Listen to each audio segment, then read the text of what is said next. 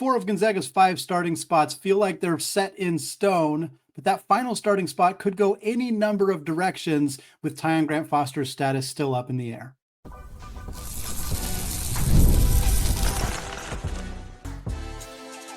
You are Locked On Zags, your daily podcast on the Gonzaga Bulldogs. Part of the Locked On Podcast Network, your team every day. What is going on, y'all? Happy Friday and welcome into the Locked On Zags podcast, part of the Locked On Podcast Network, your team every day. I'm your host and longtime Gonzaga podcaster, Andy Patton, here to bring you news and updates on all things Zag athletics. Today's episode is brought to you by Mazda. Like our players, Mazda sweats every detail because when you make every move count, pulling off the unexpected is only the beginning. So stay tuned later for highlights in this week's Moving the Game Forward segment. Mazda, move and be moved.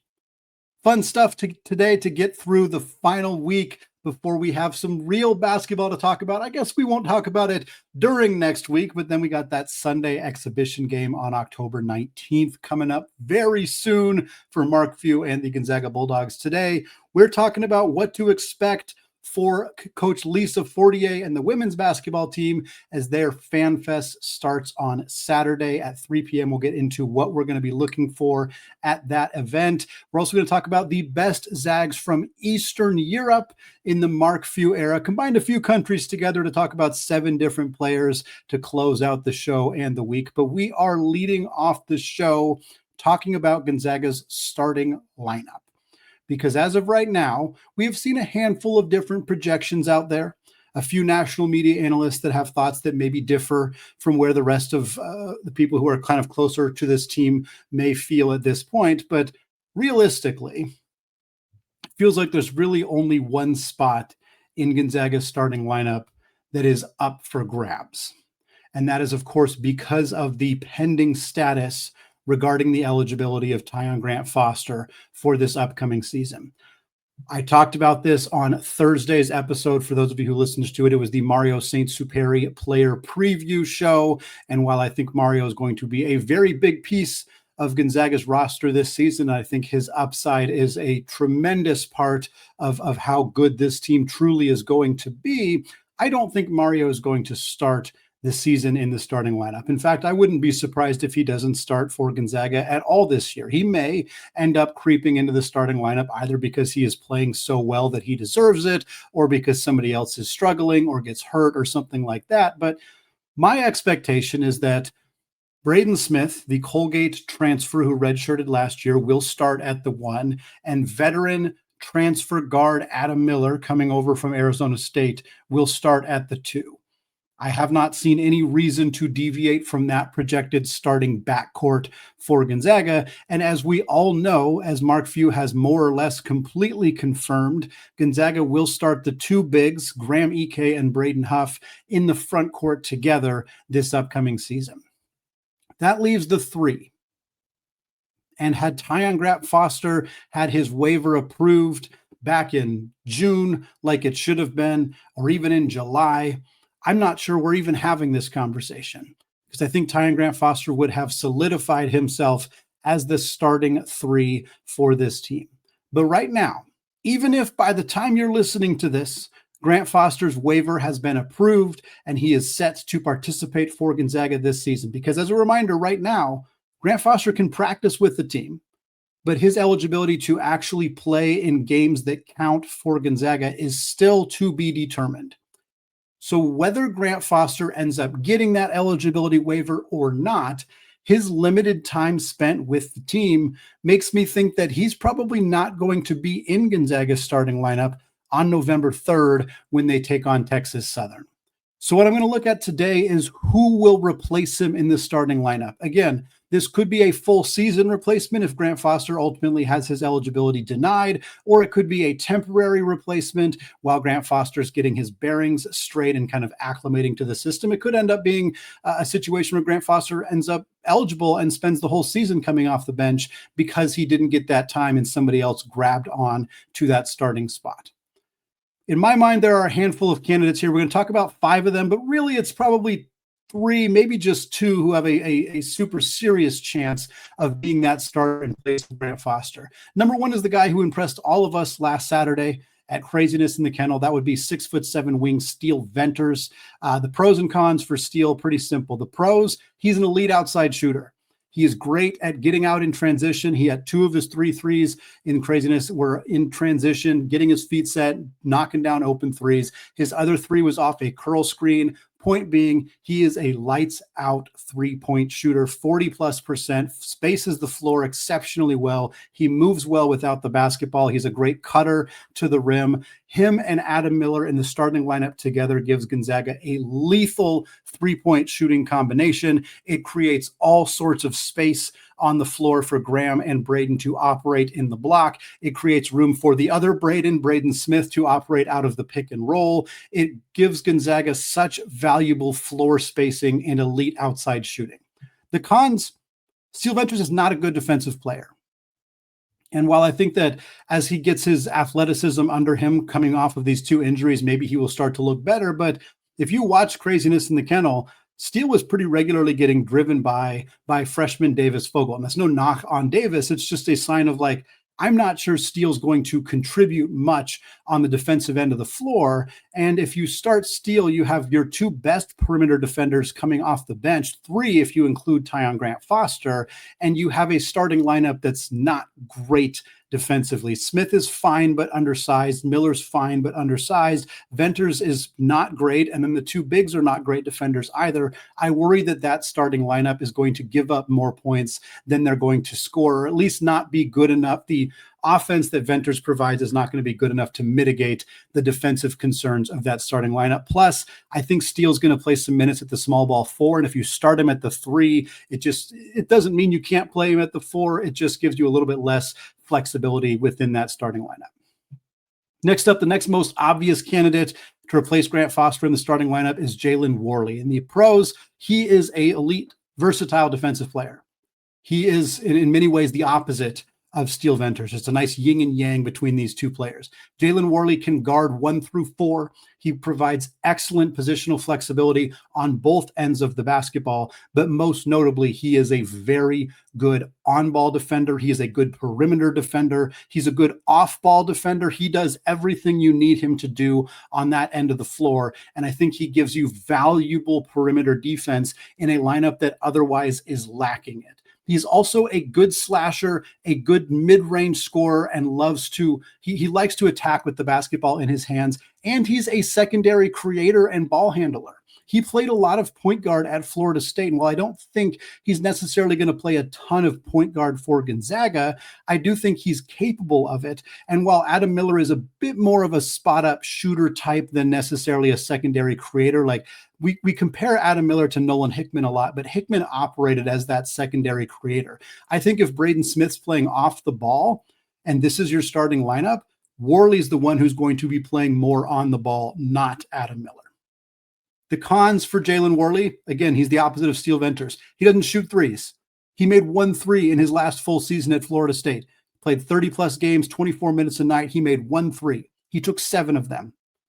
He's a good scorer. It's not that he cannot score. He's not a negative offensively, but he does not offer any floor spacing. And in a lineup with Adam Miller and Braden Smith, that puts more pressure on Smith to knock down threes. Else you have a lineup that just is going to allow defenses to collapse in on Graham and Braden because they're no threat to outside shooting. The next case is for Emmanuel Innocente, and honestly, it's going to sound a lot like the case for Jalen Worley, so we won't spend too much time on it. The benefits for Innocente is that he does have a year of experience in this system. He played in this team last year. He's the only one who did play on this team last year out of this group. And he is a good on-ball defender, perhaps the best on-ball defender on this roster, even better than Worley. He's a good ball mover offensively. He's not a great scorer necessarily, but he doesn't hurt you when he has the ball in his hands. But the cons for him, he doesn't really help on offense. He's not a three-point shooter yet. He's not much of a scorer at all. He's kind of a non-shooter. He's also a couple inches smaller than Jalen Worley, so your lineup is a little bit less, doesn't have as much size and length on the perimeter with him in that lineup instead of Worley. And then the other 2 options are the 2 freshmen, Mario Saint-Superi and Davis Fogel. If Mario is going to start, it's not going to be alongside both Miller and Smith. There's not really anything else to it. He's going to start for one of those guys. starting all three of these guys would be three players 6'3" or shorter. I don't see Mark Few doing that. I think they recognize that size, especially on the perimeter, has been an issue for this team in the past. And so I don't see it as a very realistic option for Mario to start in place of Grant-Foster. Again, he may start, it just wouldn't be in this spot. And then Davis Vogel, really like what we saw from him at Kraziness. He's the requisite size at 6'7". They're not going to start a true freshman over any combination of Worley, Venters, or Innocente. It's just not going to happen. Fogel he's a hellraiser in transition. He's a good athlete. He's very confident player for his age in particular, but he's not ready. He's not ready for a starting spot. He's would be a liability defensively. He's very skinny and kind of lanky for his frame. I just don't think he would be able to offer enough to take a starting spot from these players. Although in a situation where Grant-Foster is truly out for the year, unable to suit up, I think Fogel stepping into a bigger role is something we could see happen. And I think he would be ready to do that, just not ready to step all the way into the starting lineup. Well, folks, FanFest is on Saturday. We're going to talk about what fans of Lisa Fortier's team should be looking for when Gonzaga takes the floor. We're going to discuss that and more coming up here in just a second. But first, folks, it's almost the weekend, so it's time to look back and crown this week's MVP on Who Delivered, powered by DoorDash. Just like you can win every Saturday with DoorDash Streaks, saving you more money every time you order, these players delivered when it mattered most. Let's break it down. For Gonzaga, it was big man Braden Huff. He delivered in a big way, 17 points, 8 of 13 shooting at Kraziness in the Kennel. He reminded us all what he's bringing to this team as he enters the starting lineup in his redshirt junior year. Just like Huff delivered for the Zags, DoorDash, they deliver for your Saturdays. With DoorDash Streaks, you can save every Saturday you order. Stack it up all season, and you could save up to $250, including $100 in DoorDash credits. Order this Saturday, keep the streak alive, feel your game day. Only with DoorDash. Terms apply, promo period through November 18th. Today's episode is also brought to you by FanDuel. The NFL season is here, and FanDuel has an offer that you do not want to miss. Right now, new customers can bet just $5, and you'll get $300 in bonus bets if you win. That's right. Pick a bet, put down $5, and if it hits, you'll unlock $300 in bonus bets to use all across the app. When you use FanDuel, whether it's parlays, player props, or even jumping in on the action live, it makes watching football even more exciting since you've got a little bit something riding on the action. So whether you're a casual fan or you love diving into the stats, FanDuel makes the game day experience so much better. We talked about Braden Huff in that last ad read. We're going to talk about Graham Ike here. He is plus 5,000 to win the Wooden Award. If you think this is Graham's year and he's taken home the trophy as the best player in college hoops, now is your chance. Visit FanDuel.com to download the FanDuel app today and get started. All right, folks, segment 2, moving on to talk about FanFest. Every year, FanFest happens 1 week after Kraziness in the Kennel. It is the same event for the women's basketball side of things, the kind of inaugural welcome to the season for Lisa Fortier and the Gonzaga women's basketball team. The event is Saturday, October 11th at 3 p.m. Doors will open 1 hour prior. It is a free event, just like Kraziness in the Kennel. It is a non-ticketed event, however, so if you want to go and you're in Spokane, just walk up and you should be able to get in and attend the festivities. Again, same type of structure. Player introductions. You're going to hear from the coaching staff. You're going to hear from some of the players. You're going to see some contests, some games on the court, and then you're going to see a 20-minute intra-squad scrimmage, just like we saw at Kraziness in the Kennel. So I laid out a handful of things I'll be watching for, things I'm looking forward to in this event, just like we did last week for Kraziness on the men's side. Number 1 for me is the most important question for Coach Fortier's team this year, which is how do you replace Yvonne Ejim? And the answer, at least the answer I'm going to be looking for on Saturday, is 6'3" forward Lauren Whittaker from New Zealand. Lauren Whittaker has yet to play in a Gonzaga uniform, yet she has been on campus for a year and a half. She redshirted last year. She arrived at midseason the previous year, but did not play either. So she's been on campus for a while, been on the team for a while, but we haven't gotten to see her in action. 6'3" forward. She was the MVP of the U19 Nationals in New Zealand prior to arriving on Gonzaga's campus. She's got the requisite size to replace Yvonne. She's a good scorer around the rim, a willing passer, all that stuff that you want to see from a player. And I think her development has been happening behind the scenes. We just haven't gotten to see it yet on the floor. And I think this event will be a good opportunity to get a first glimpse at how ready she might be to take on the very large shoes of Yvonne Ejim to fill on this roster this upcoming season. Number 2 is kind of what does the guard rotation look like outside of Allie Turner? Because Allie Turner last year, if you haven't seen this stat, by the way, it was going around on social media, the number of players in the last, I believe, decade who are true freshmen, true women's basketball freshmen to make over 100 three-pointers in a single season while shooting over 40% from three. Again, as a freshman, 100 made threes, 40% from three. 2 players have done it. One of them is Allie Turner. The other is Caitlin Clark. That is how outstanding of a freshman season Allie Turner had at Gonzaga last year. She is the focal point of this team offensively. She is the best player on the floor the majority of the time that games happen, but who steps up next to her? The key returner is Inez Betancourt.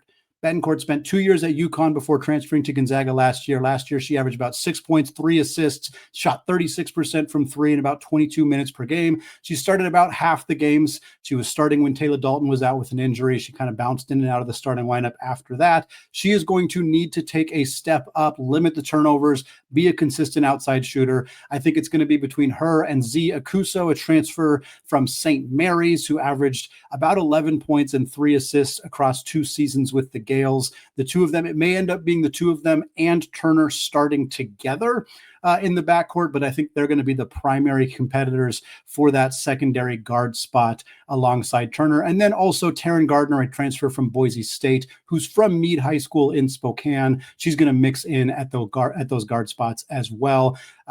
FanFest is going to be a good opportunity to see how everything gels together for these guards in this event.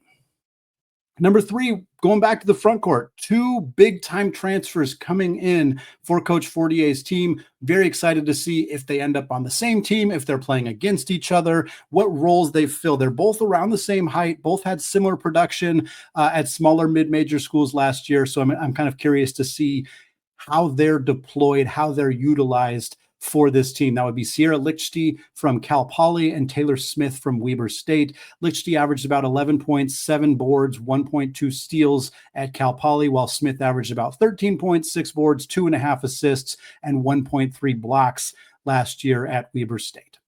Of course, this event, as it always is, both men's and women's, it's a first opportunity to see the new freshman class. Now, there's not as much data on incoming freshmen on women's basketball than there is on men's basketball. So we don't have like rankings or a lot of data on how these players are expected to do. It's part of the reason that Allie Turner kind of exploded out of nowhere last year, because we didn't really know how good she was going to be as a true freshman. Will somebody else do that this year? There's 3 options on this team, 3 true freshmen. Jaden Hale, 6'2" forward from Fargo, North Dakota. Julia Wilson, a 5'10" guard from Temecula, California. And then Paige Loafing, a 5'9" guard from Billings, Montana. And then last but not least, the other returners. This team lost so much talent from last year, not only Yvonne Ejim, but Maud Hybens, Taylor Dalton, Bree Salenbien, Claire O'Connor, Esther Little, all out the door from last year's roster. There are still some key returners, though. We already talked about Turner. We already talked about Inez Betancourt, a couple other players who might step into bigger roles this year and who I'm excited to see whether it looks like that's going to happen for these players at FanFest. McKinley Dallin is perhaps the most notable one. She's a forward who actually began her college career at Minnesota in the Big Ten, transferred to Gonzaga last year for the Zags, averaged 13 minutes a game, 3 points, 2.2 boards. I think she's going to mix more into the front court with those departures of Ejim and Hybens in particular as well. And then the other 2 are guards, Cristobal Osorobo and Vera Gunaden. Osorobo played 28 games last year, about 7 minutes a game, didn't score a whole lot, but was kind of consistently playing for Gonzaga, just not big minutes. I think we'll see those minutes potentially tick up this year. And then Gunaden was 17 games last year, only 4 minutes per game. So did not play a ton for Vera, but somebody who could step into a bigger role. And again, excited to see how that looks on Saturday at FanFest, 3 p.m. for this team, for this event. Should be a lot of fun to see how it all shakes out. Well, folks, 7 Zags have joined Mark Few's program from Eastern European countries. We're going to talk about which countries those are, and we're going to rank those 7 players to close out today's show. It includes a trio of the best bigs in program history. All that coming up here in just a second. But first, folks, this episode is brought to you by Mazda's Moving the Game Forward. For those who believe it's not just about playing the game, it's about redefining it. There are moments that do more than put points on the board. They move crowds, they move culture, and they keep the game moving forward. And this week's moment that moved the game forward was the electric performance of Steele Venters at Kraziness in the Kennel. We mentioned it earlier, 9 points, 3 of 4 shooting. This is after he won the 3-point contest 2 straight years missed because of injuries. To see Steele back on the floor was incredible. Just a big old shot of dopamine for all of us to see Steele back on the floor. When you follow what moves you like Steele did, the unexpected, well, it's only the beginning. And just like there's more to every highlight, there's more to a Mazda vehicle. Mazda, move and be moved. All right, folks, segment 3, closing out the show, continuing the series that we started close to 2 months now, where we have been ranking the best Mark Few era players from various states. We have now moved into countries as well. This is number 12 in this series. We've talked states: Oregon, Colorado, Minnesota, Idaho, Illinois, California, Texas, Nevada, and Virginia. We also talked about the best Zags from Canada, as well as the best Zags from France earlier this week. We're running out of states and countries that have enough players to be ranked individually. So I think for the rest of these, we're going to have to combine them. Of course, we still haven't done the state of Washington, which is about half of Gonzaga's players. So that's going to be a really fun one to get through, and some really great players going to be neglected on that show, unfortunately. But for today, didn't want to do the rest of Europe since we already talked about France in particular, but wanted to find a way to get some of those best European players that have come through this program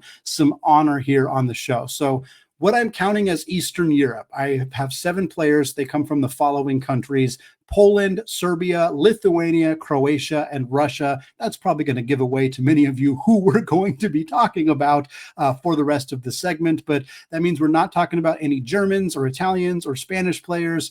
A couple other countries as well. We'll do that in a separate segment as we wind down the off season here before the games start beginning. Let's get right into it. Again, 7 players to talk about, so we got to be quick. Number 1, pretty obvious here, the best choice we could have made. That is Domantas Sabonis from Lithuania. Sabonis spent 2 years at Gonzaga, 2014-15 and 2015-16. All told, he averaged about 13.5 points and 9.5 rebounds in his career, but he was coming off the bench his first year. Second year, he entered the starting lineup and absolutely blossomed. He was a WCC first teamer in 2016 and a second teamer as a freshman in 2015. He was also on the WCC all-freshman team. He also made the NCAA tournament all-region team in both 2015 and 2016, and was on the 2016 all-WCC tournament team. He led the conference in field goal percentage, effective field goal percentage, and rebounds in 2016. He also led the WCC in 2-point percentage in 2015. He is the second most prolific NBA Zag of all time, and unquestionably the most prolific NBA Zag in the Mark Few era. Of course, John Stockton being number 1. He's the only other player to make an all-star team out of Gonzaga that's not Stockton. I think that'll be changed eventually with either Chet Holmgren or Jalen Suggs. But for right now, Domantas Sabonis is the greatest Mark Few era Zag in the NBA history, and he was one of the best Zags at Gonzaga in the Mark Few era as well. And even though there's some great players we're going to talk about, Sabonis is pretty clearly the top of the list among Eastern European Zags. Number 2, for me, did not go with the All-American. The All-American is number 3, because I had to reward the guy who spent 5 great years in the program, the catalyst for Gonzaga's run to the national championship in 2017. That'd be the big fella. Przemek Karnowski was at Gonzaga from 2012 to 2017, appeared in 152 games in a Gonzaga uniform, one less than Josh Perkins, who has the program's all-time record. Shem started 118 of those games, played about 21 minutes a night, 9.5 points, 5.5 rebounds, 1 assist per game. 2-time All-WCC first teamer, 2015 and 2017. He was on the 2017 All-WCC tournament team. He was also the 2017 Kareem Abdul-Jabbar Award winner for the best center in college basketball. Also was on the 2015 All-WCC tournament team and the 2013 WCC All-Freshman team. He is all over Gonzaga's record books, second all-time in games, like we mentioned, 4th in blocks, 5th in effective field goal percentage, 7th in rebounds, to name just a few. Shem is one of my all-time favorite players. His ability to make passes down on the block was otherworldly. Watching him pass the ball to Sabonis or Jonathan Williams or the Sam Dower, the many other bigs that he played with in a Gonzaga uniform, was a true joy to watch. He was massive. He was a huge load to deal with down on the block, a gifted passer, a gifted scorer, got really good at using his body defensively. One of my all-time favorite players to watch at any level of basketball. Really happy to get to talk about him here. Next up is our All-American at number 3 from Serbia, Filip Petrusev. Petrusev spent 2 years at Gonzaga from 2018 to 2020. 65 games, 33 starts. As a freshman, he averaged 6.5 points in about 12 minutes per game, started 0 games that year. As a sophomore, he stepped into a starting role and was an All-American, 17.5 points per game in about 26 minutes. Again, consensus All-American, WCC Player of the Year, was also on the WCC All-Freshman team his first year at Gonzaga. He led the WCC in field goal percentage in his All-American season. He also has the second highest single season usage rate in Zag history, 30.9% usage rate, which is staggering.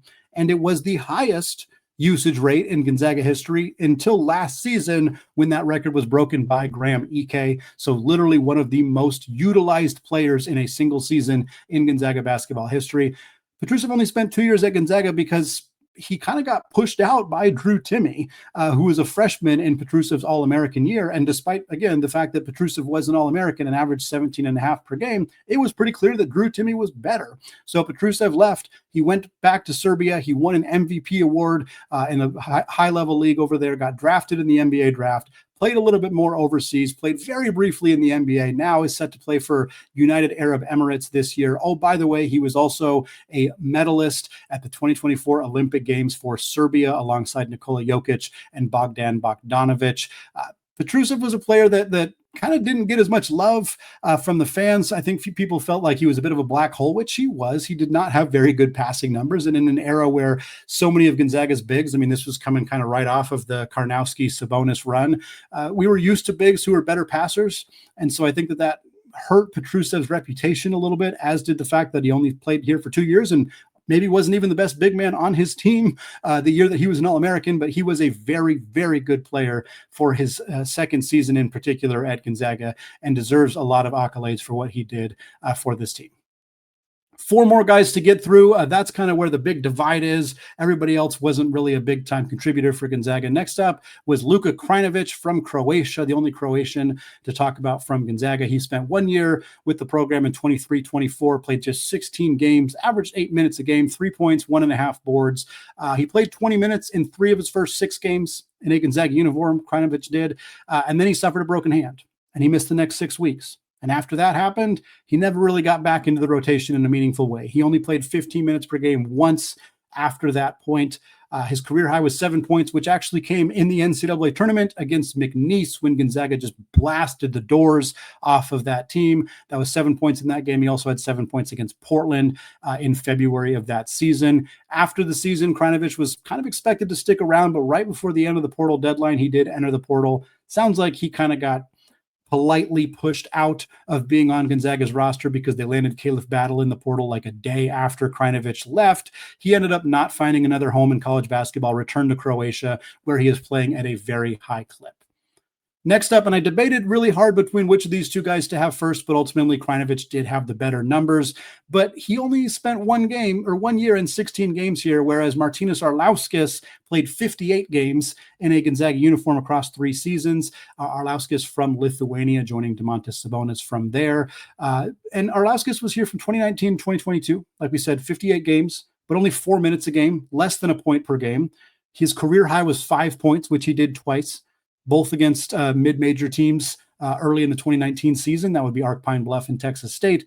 Ultimately, Arlauskas, while being a highly regarded international prospect, never found his footing at Gonzaga on the floor. He never did enough to earn significant playing time other than garbage time, which is really all he did in his 3 years at Gonzaga. But here's the thing. Arlauskas was beloved. He was beloved for his attitude, his enthusiasm. He was a bench mob icon. He was best friends with Drew Timme. And anytime you can keep the best player on the floor happy because of your antics, you serve a valuable role. I loved Martynas Arlauskas. I loved watching him. I was always excited when he got a chance to play in the games. I'm sad his career didn't pan out here the way that it could have. But similar to Krajinovich, Arlauskas is playing professionally in his home country of Lithuania, and he is killing it. Just saw another report that he was the weekly MVP in his league. If you don't follow him on Instagram, you get great updates for how he's doing out there. Very fun to see him thriving in his home country. Two more guys to talk about. Next up is Pavle Stosic from Serbia. Again, the second Serbian on the list outside of Petrusev. Stosic joined Gonzaga right around the same time as Krajinovich was on that 23-24 team. He didn't join until late September, which was crazy. And he only played 14 games in a Gonzaga uniform, played 47 total minutes, scored 14 points with 11 rebounds and 3 blocks. He didn't really ever have time to acclimate to the team, and they didn't redshirt him, but they only really ever played him in garbage time. He transferred. He joined Utah State. He redshirted last year. He's transferred again and is actually going to be suiting up for Pepperdine this year, so we'll get a chance to compete against Stosic in the WCC one final time. And last up here is Pavel Zakharov from Russia, the only Russian on this team. Zakharov was on Gonzaga's roster for 2 years, 2019-20, and again in 2020-21, but he only appeared in 29 total games, averaged about 4 minutes per game, 1.5 points. As a freshman, he played 19 games and averaged about 2 points. As a sophomore, he played in just 10 games and averaged less than a point per game. That was it for Zakharov. Never really carved out a role on two very, very stacked Gonzaga rosters. He transferred to Cal Baptist after those 2 years at Gonzaga. Only appeared in 4 games with Cal Baptist before he disappeared off the roster, and that was it. Do not know where he ended up going, if he ended up continuing his professional basketball career or if he called it quits after that. But that wraps it up. Those are your 7 Eastern European Zags. Again, we'll take a look at this from the Western European Zags, some guys from British Columbia or from the UK, some guys from Germany, some guys from Italy as well. Still got a couple more of these to do. Really enjoying this series and excited to wrap it up here soon. That's going to wrap it up for me today on the show and for this week. Again, next week, we'll have some more of these player previews. We'll get you ready for the exhibition game on Sunday, October 19th against Northwest University. Hopefully have some recruiting updates for you, as well as potentially a Tyon Grant-Foster update as well. Thanks again, folks. Have a fantastic rest of your day and weekend. And as always, go Zags.